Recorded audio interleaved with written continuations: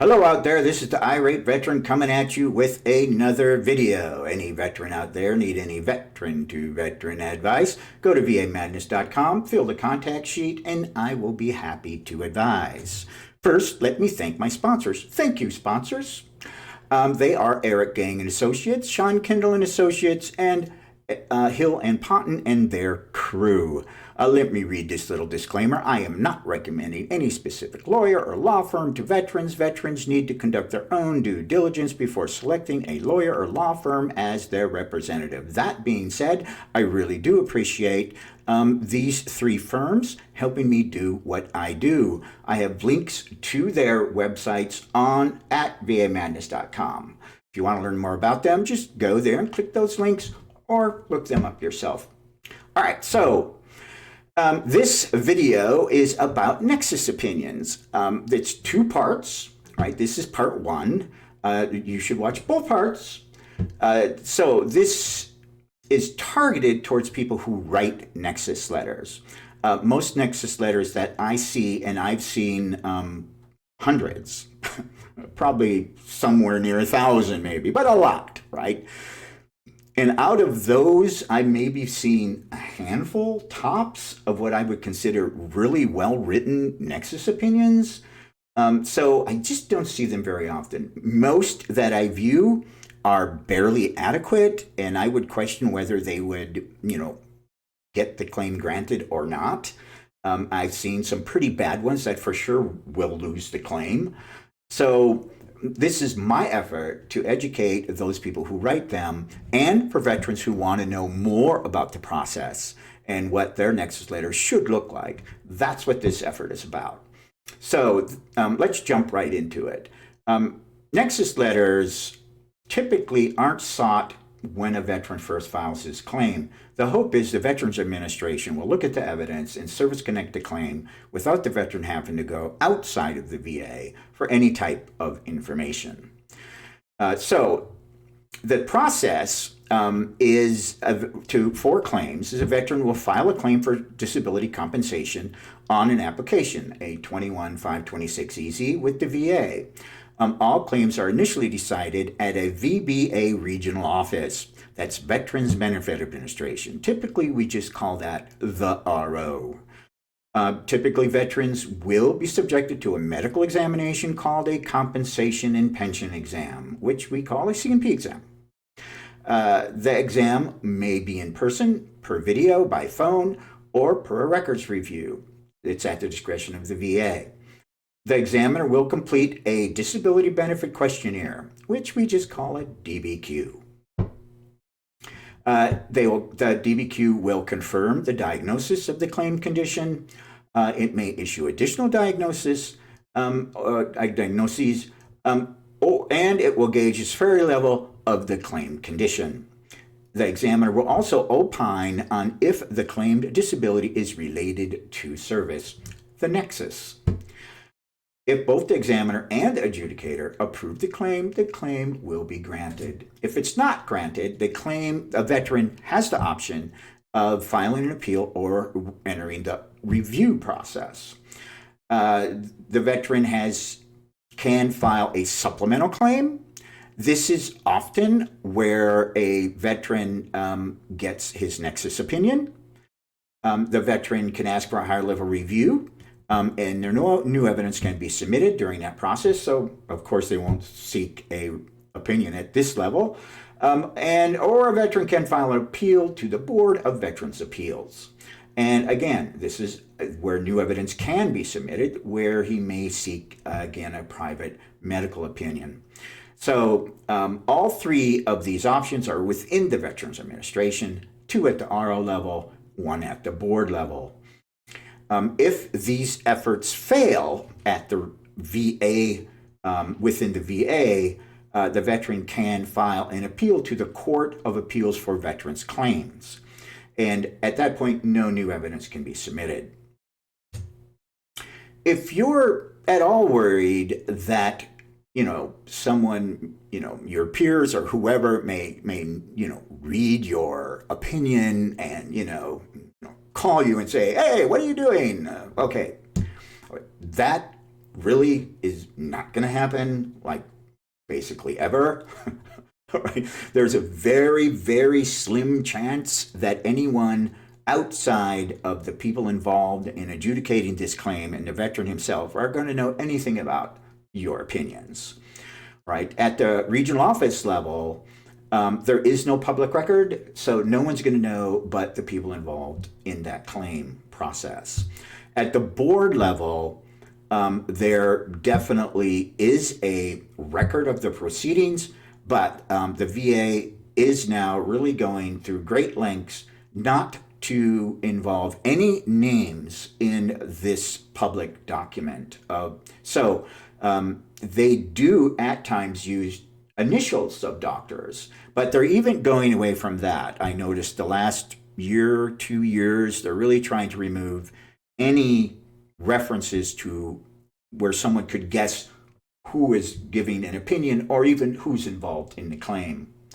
So at the federal court level, the only way your opinion is going to be viewed by any person or where you may be identified in the court proceedings is only if your opinion is a point of contention.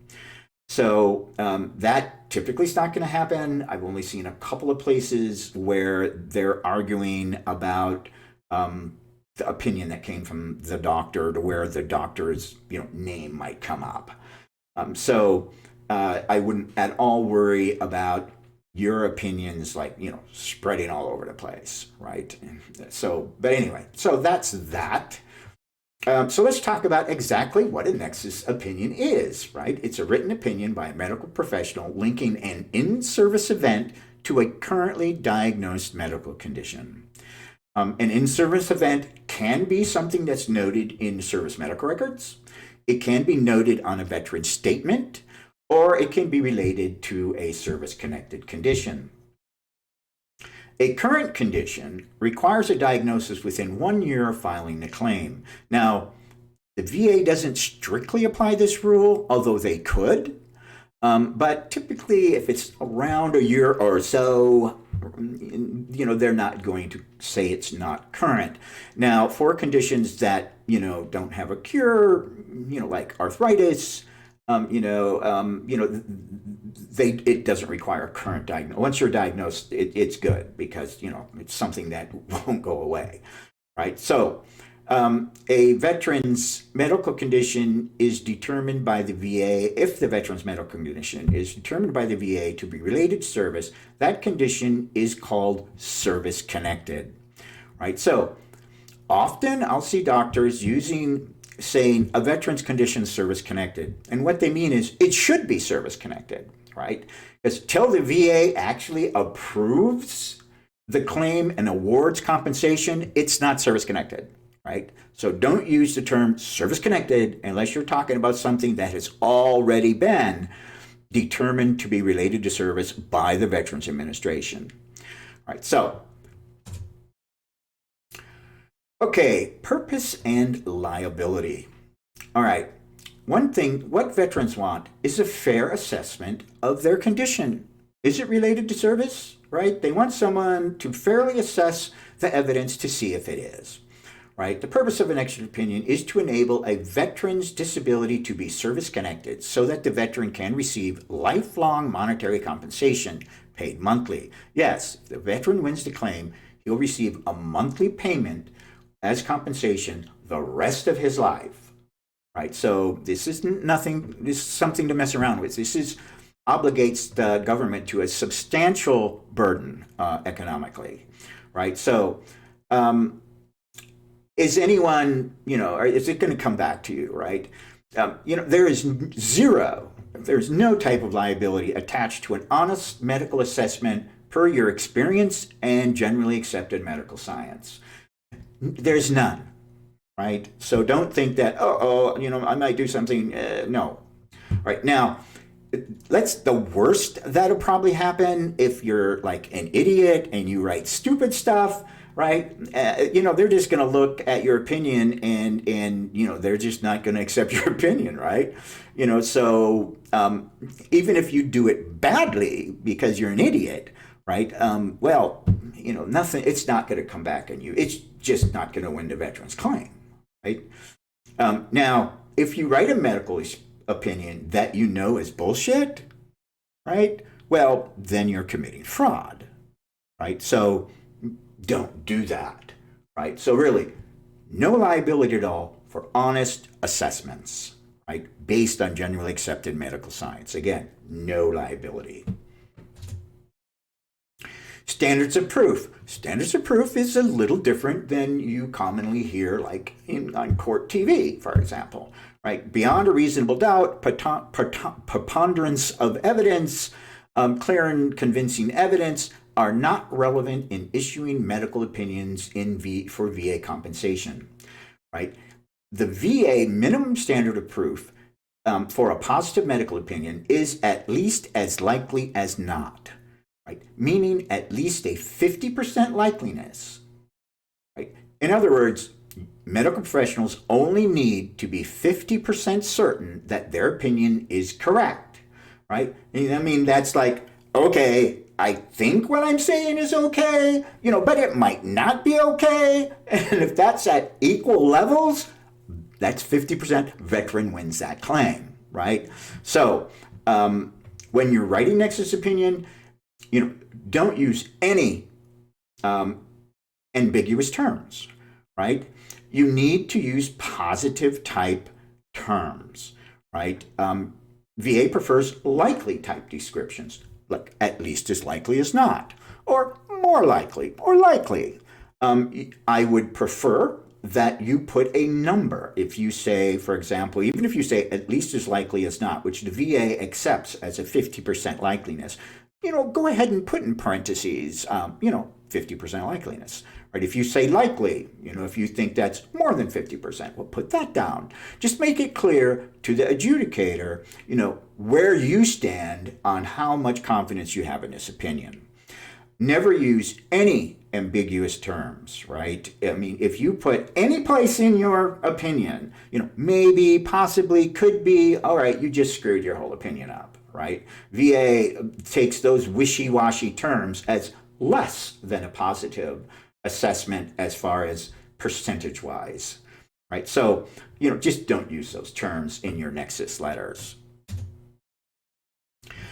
Directly related to service. Basically, a veteran will try 2 ways to relate his disability to service. One is directly to service through evidence in the service record or after service, if it's like, for instance, onset of a condition. We'll talk about all of that. The other way is a secondary relationship, which we'll talk about that in a minute too. Typically, you're going to run into 4 situations. One is that the current condition was also diagnosed in service. Right? So a veteran may have flat feet diagnosed in service. He may still have flat feet. Typically, a veteran doesn't need a Nexus opinion in those instances, right? Typically, all they have to do is write a statement saying that, yes, my symptoms that started in service continued continuously after service to the present, and that's enough to convince the VA that, yeah, that started in service, his symptoms continued, he still has a diagnosis, so obviously they're related, right? So those claims are fairly simple. You may still see those because sometimes the VA, it likes to be really stupid, right? So you may still end up writing Nexus opinions for these type of situations. Another situation you'll encounter is the current condition had its onset during service. These are typically for conditions with long-term development courses, like arthritis or cancer, right? To where you can maybe look at the service record and you can see, aha, here's some signs here that this disability was already developing while the veteran was in service, right? So that's one of so onset is another way.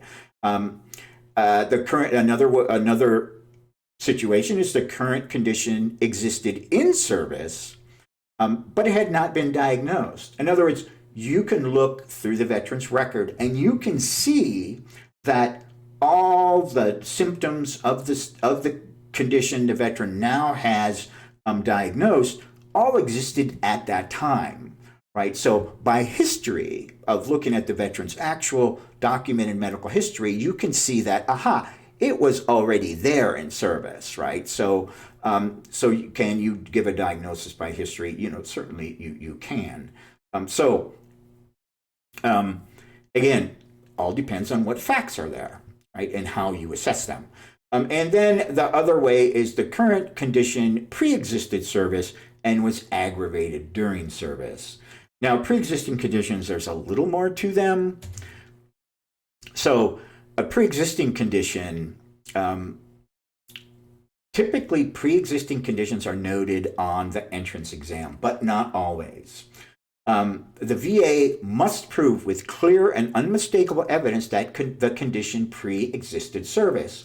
Often the VA will say a condition must have predated service, and they're wrong, right? They don't have clear and unmistakable evidence. There may be some evidence that they think, like veterans commonly will say something like this, right? Let's say they're in service, they go to sick call because their foot hurts, right?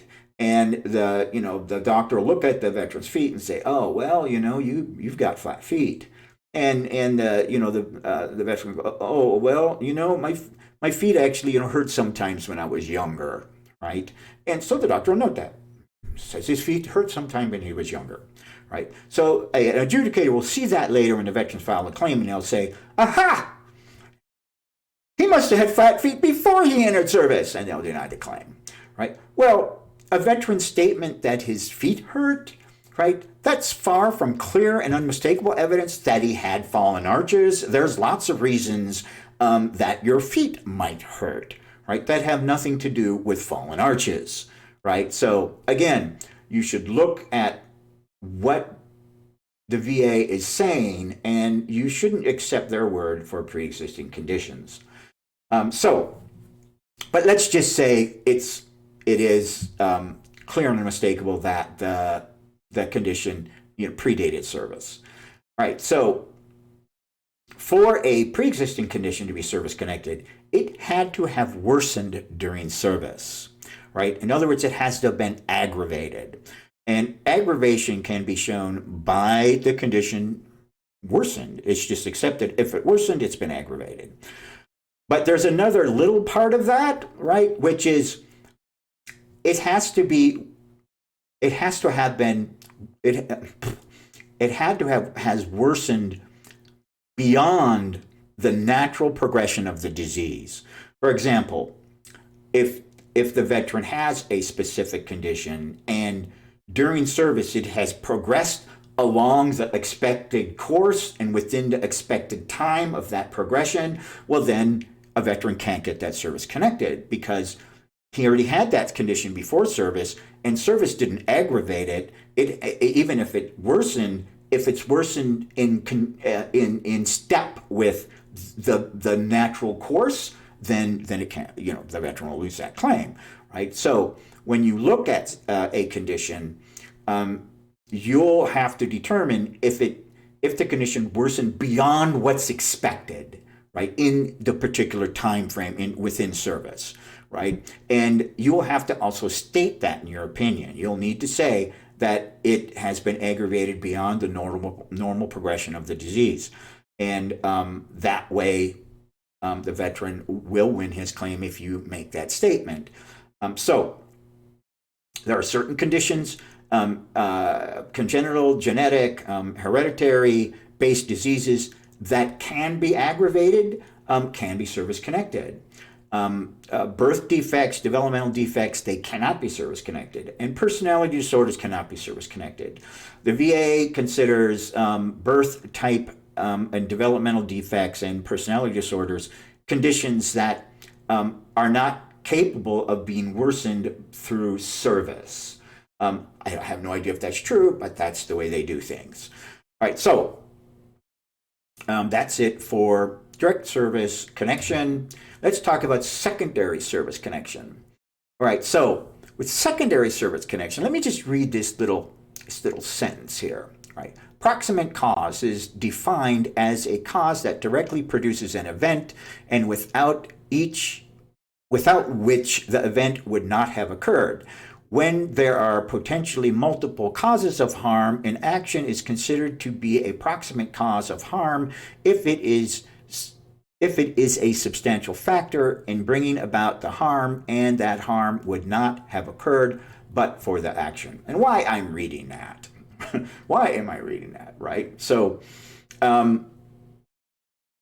when a service-connected condition is causing or aggravating another condition, it can be service-connected on a secondary basis. One of the ways that the VA likes to deny claims in medical opinions is considering the veteran's weight. Yes, veterans are pretty typical of the US population. Most of them are overweight or obese, right? So the VA, about basically almost any joint condition, and sleep apnea, they head straight for weight. As soon as they see the veterans overweight or obese, they'll say, aha, you know what? It's because the veteran's fat. It has nothing to do with service. So, claim denied, right? So, but if a veteran's service-connected condition, right, has caused that weight gain, then if that weight that was caused by the service-connected condition is also the proximate cause, right, of a secondary condition, then that secondary condition can be service-connected, right? For example, let's say a veteran has obstructive sleep apnea, and he's trying to say that his bad back and bad knees that are both service-connected has led to less exercise, which has led to weight gain, right? So, and it's that weight that's responsible for his obstructive sleep apnea, right? Well, that's a perfectly plausible theory. A veteran, unfortunately, can't offer that theory because he's not a medical professional. At least he can't offer it where it'll work, right? So, but you, as a person who's going to write a Nexus opinion, can use that line of reasoning. So, and you should. If the veteran does have these joint conditions that has led, or for that matter, a mental health condition, right, may have led, I believe that mental health conditions, can lead to veterans overeating, right? I think that's pretty commonly accepted, that that's a way veterans often cope with their mental health condition, is to eat. I can tell you myself, eating makes me feel better, and I do that probably more on days where I'm depressed, right? So it's certainly a plausible theory that you can use to help a veteran win his claim. Just remember, though, you must determine that his service-connected conditions had led to that weight gain, and that weight gain is the proximate cause of that secondary condition, right? And you need to say those words, right? So, if being overweight or obesity is a risk factor, you must consider it. What happens a lot is a Nexus opinion writer will only go for the positive facts that support service connection, which of course you want to do, but you can't ignore risk factors that may be contributing factors. You have to address them, right? And mitigate them if in fact you believe they aren't a substantial factor, right? So ignoring them will just get your letter thrown out. If, for example, the VA examiner addressed weight and you ignored weight, well, then they followed the record and you didn't, right? Which means your letter is not going to receive as much weight. The veteran's going to lose his claim, right? So make sure you consider all risk factors that the veteran currently has. So medications for service connection can also be a cause or aggravating factor, right? A lot of veterans have claims approved for erectile dysfunction, for example, because they're on some sort of mental health medication that has led to that, right? And yes, they could win those claims based on that. But also, medications may, of course, be a significant factor in their weight gain, right? So again, weight, if caused by even medication, if that medication is taken for a service-connected condition, right, that has helped or has contributed to that weight gain, then use that as a factor in your opinion. All right, so this is, let me just talk about, just for a second, mention some of the theories that I come across often, right? That repetitive physical stress or injuries in service are the cause of their osteoarthritis, right? Or pain,